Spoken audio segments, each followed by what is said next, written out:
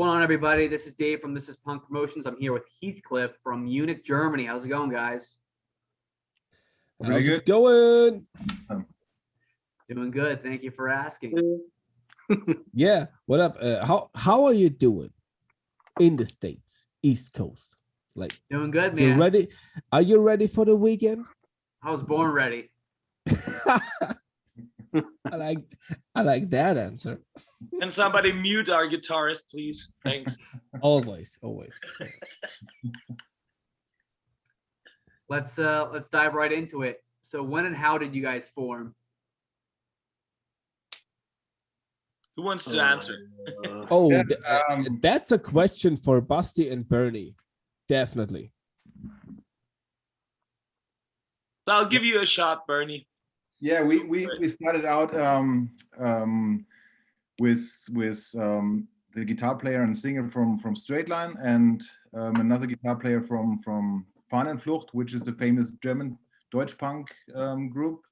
So we started off as like a side project, but like they were really busy. So Bart was touring Japan, Australia, Canada with his other band, and Tommy also got more to concerts with his bands mini pucks at the moment.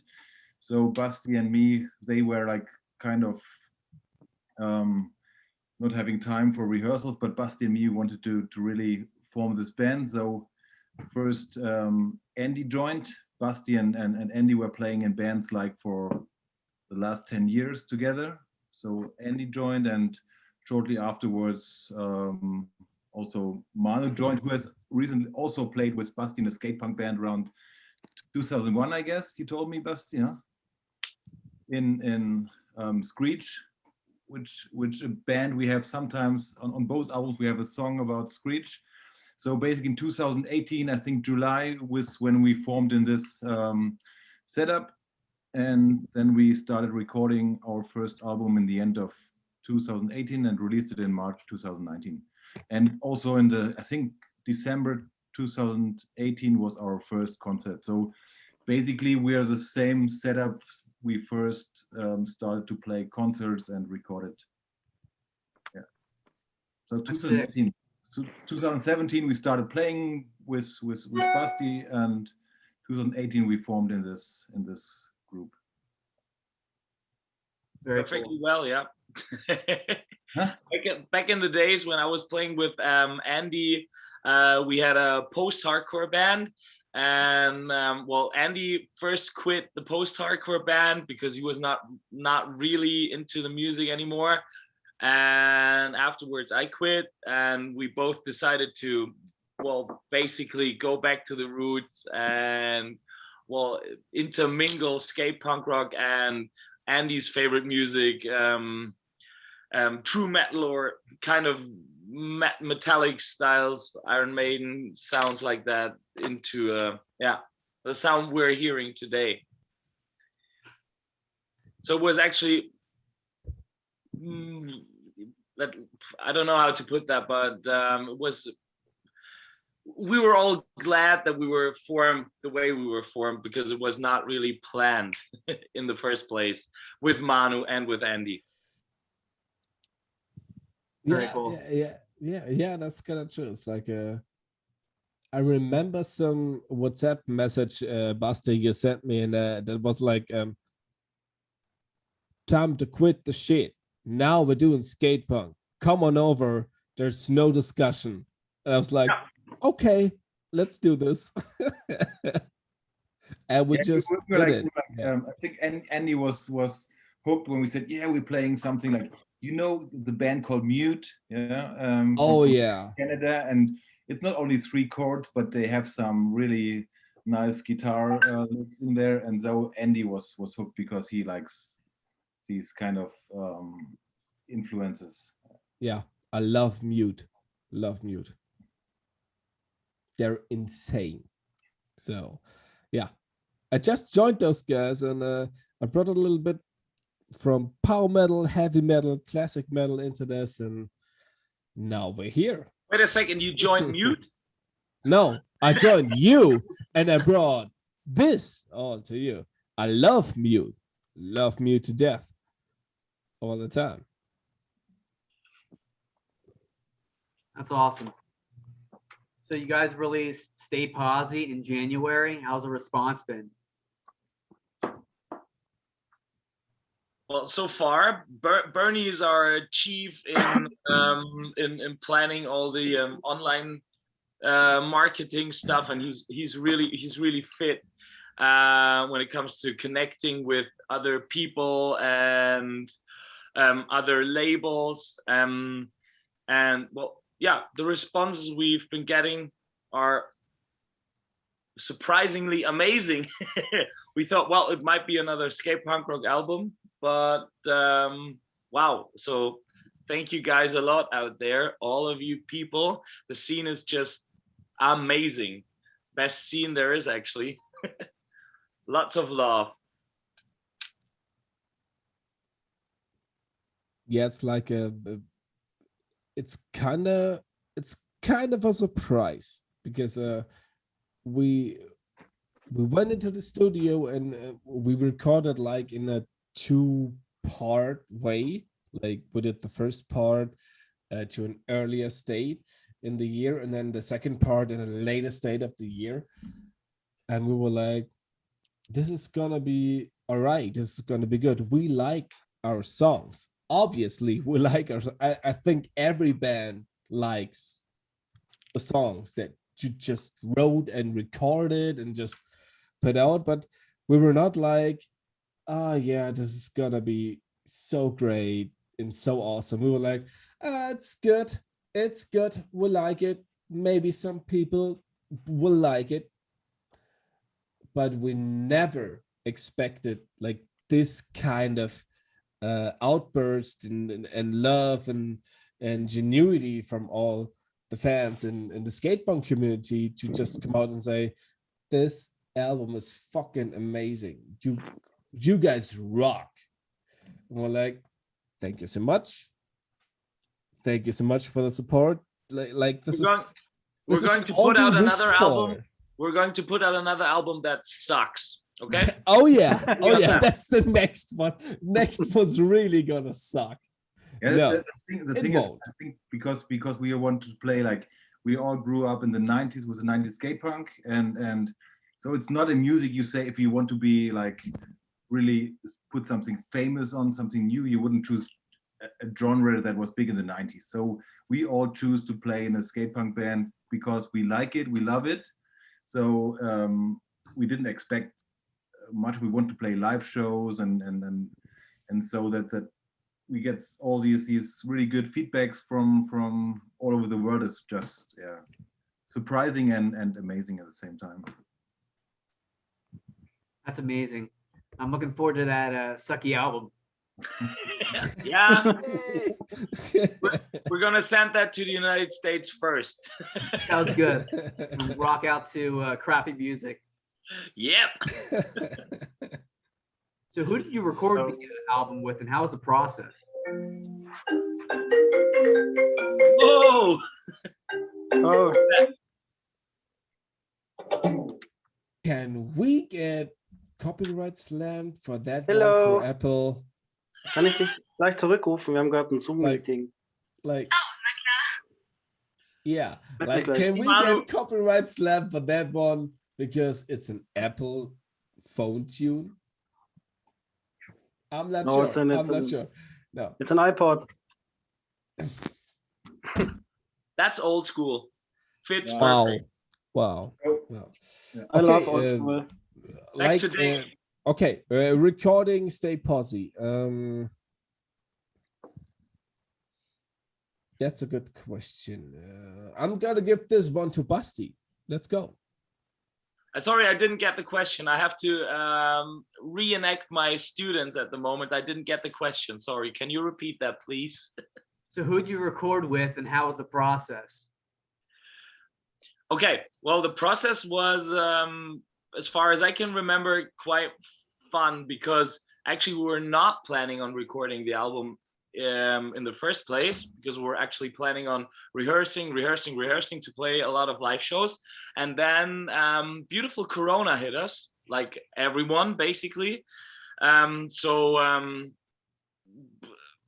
I guess I remember that one evening when Andy and me were sitting on my front porch having a couple of beers, and we decided, well, we didn't decide, but we said, well, if we can't actually play live shows, let's ask the other guys, let's record another live album, another album. And yeah, we're in for it as well. But we soon figured out that we were short of, let's say half of the songs of the album. So we only had about 5 or 4 new songs that were actually ready to record. But yeah, as we all know, Corona made it possible so that we were able to record and write new songs. And well, thanks to, in this case, Manu, who hasn't said a word except talking to his girlfriend, I guess, and his amazing riffing ideas, we were able to set up a complete album. So we just started doing some rough recordings on my front porch and in my living room, because back then I tore my Achilles tendon, so I wasn't able to play the drums as well. So I was just sitting in my front porch in my living room, and well, the time was perfect, so to say. We started recording, doing some rough mixes, and Some yeah, Bernie. Yeah, we did the pre-production on his porch, and when we were ready with this, we went. It's called the Engine Studios here in Munich. It's like shout outs to Marvin and Jakob, and so we went there, and they helped us with the pre-production to say that everyone is set up so that we can be quicker in the studio to save money, basically. So then we went to we booked, I think, one part in May and one part in August, and we recorded on 2 parts, and they mixed and mastered it, and then it was ready. I think in the end of October it was ready to go to the pressing plant. Yeah. So another one, big shout out to Marvin and Jakob, because in the first recording session, I was like, I want to learn that. So, like, what are you doing? Why are you setting up stuff like that? I just listened and spent a lot of time looking over shoulders and just asking questions. And they always had a good answer, and were always there to the finish with good answers, and still helping now with questions when it comes down to mixing, producing, and stuff like that. So big shout out to them. Engine Studios, you're awesome.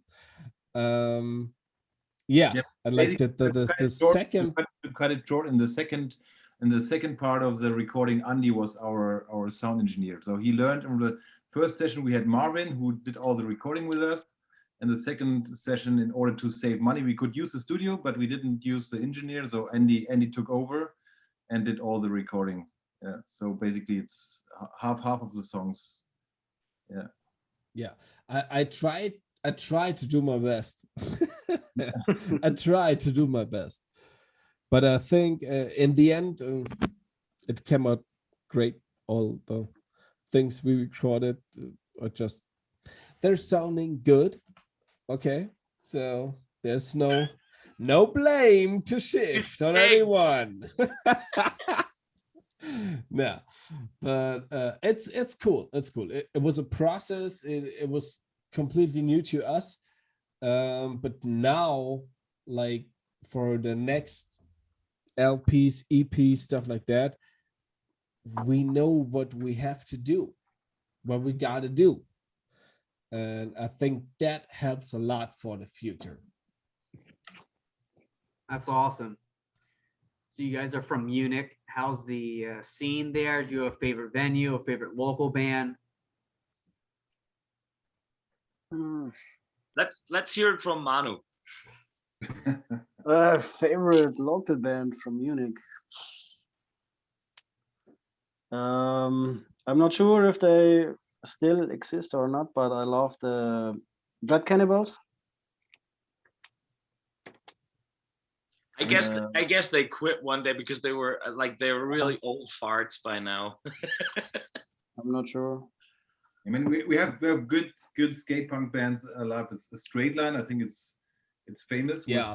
Who also was with in the beginning times of Straight Line. I think is quite known. Then I would consider No Opinion also a local band. They are a little like, I think 50 kilometers south of Munich, but local, and Money Left to Burn also close by. So, and I would say our favorite venue would be the Backstage, which is hosting all the Fat Wreck bands when they come to Munich. Yeah, and also they have 3 different venues. They have a big venue where like bands like NoFX are playing, and then they have a middle-sized venue and a small club venue. So basically, for all kind of bands, it's a good location to go there. And they have an outside area with beers and everything. So I think the scene is, I would say it's good in Munich. Yeah. Some people call that there's the Munich pub, the Munich folks are a little bit reserved, but I think it's a good I think it's pretty well alive, and not to forget, we get some friends, but they play like German skate punk, and their band name is Danke Schatz. Yeah, and IQ, you have IQ Zero also. IQ Zero. They like a Green Days. I would consider them like a Green Day punk rock. Yeah, so I think we have pretty good punk bands in Munich. So you could always set a festival with local bands. Yeah. The scene is alive and well. So now I'm going to ask you guys some non-music questions. It's a good way for me to get to know you. I did this with the other bands I interviewed. Are you ready? I'm ready, but you know that like a timer just popped out, like 8 minutes. Yes. Yep. It just showed up, so we gotta get the ball rolling. All right. All right. First one: best vacation you've been on. Whoa. All right. Well, I'm in love with Ireland. I went there with my camper van, and I've been there like 5 times or 6 times, and I just love everything about Ireland. Everything. So yeah, that was my best vacation so far, definitely. The best or the crazy vacation? I was 2005 in Serbia with my best friend, and this was a really crazy trip. Why? Yeah, it's different culture, and maybe people are more interested in religion. Yeah, and this in the beginning it was a little bit strange, but when you knew the people better, then it was okay. Italy.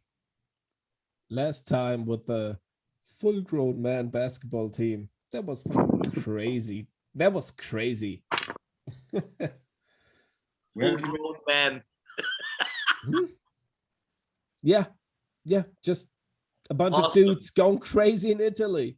So let me get things straight. Full-grown man and Andy. Yeah, and me. Yeah, because obviously I'm not a full-grown man. I'm just playing lead guitars. Yeah, my best holiday, I would say, it was British Columbia in Canada.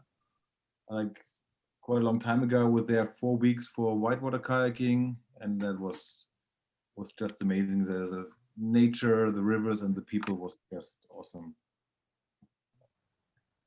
Very cool. Favorite food? Easy pizza. Pizza. Actually, Manu is a chef, so he should know good food. Ooh, I like cooking every food, international. I like the Bavarian stuff and Italian food. two for sure. I like pizza, pasta, but sometimes a good schnitzel.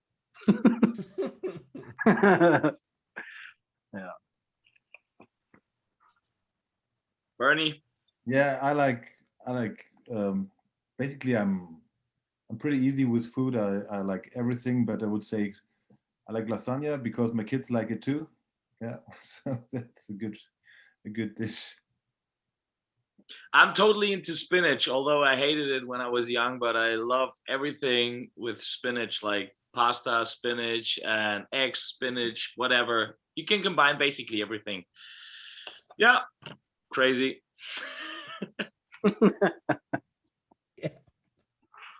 If you guys had $1 million and you could donate it to any charity, what charity? That is a tough one. Whew.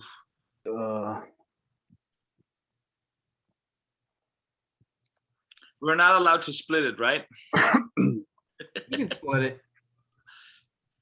What are those guys called that rescue seals? Seals rescuers. Yeah, I don't know if it's seals. And now you know what I mean.